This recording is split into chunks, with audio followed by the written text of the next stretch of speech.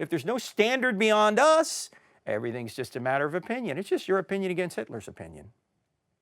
In fact, if there is no God, then the Nazis were not wrong. Do you know how we convicted the Nazis in World War II, after World War II? We brought them to Nuremberg, and we said, you committed war crimes. And they said, hey, we were just following our government. And what did we say to them? Well, there's a standard beyond your government. It's called the moral law, international law. C.S. Lewis called it the moral law. Thomas Jefferson and the founders called it nature's law. In other words, God's nature transcends government. His morality transcends government. If there was no morality beyond governments, then you couldn't say what the Nazis did were really wrong. They just made laws up, and that's what they did. You can't say there's any standard outside of them to claim that's wrong.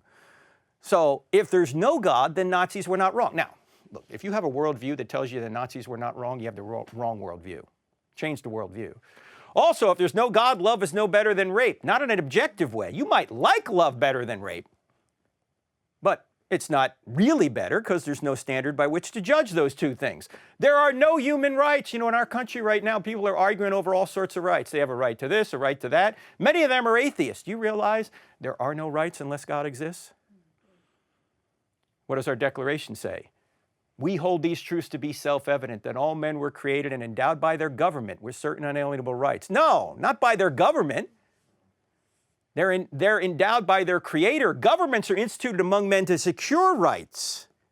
And what Jefferson and his co-founders said, that if the government does not secure rights, then the people have the right to get a new government. That's what the Declaration was all about. Also, if there's no God, racism isn't wrong. That's just your opinion. Slavery isn't wrong. Tolerance is no better than intolerance. By the way, are Christians commanded to be tolerant? No. Tolerance is too weak. Tolerance says hold your nose and put up with them. Love says reach out and help them. Christians are commanded to be loving, not tolerant.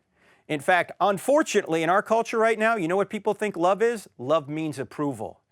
Every parent in here knows that's not the case. Parents, if you approve of everything your kid wants to do, are you loving? No, you're unloving. If you don't stand in the way of evil, you're unloving. And yet our culture is saying, oh, in order to love me, you must approve and celebrate everything I do. That's not love. Thomas Sowell, the great economist, who's about 90 years old now, put it this way. He said, when you tell somebody what they want to hear, you're helping yourself. But if you tell somebody something they need to hear, you're helping them.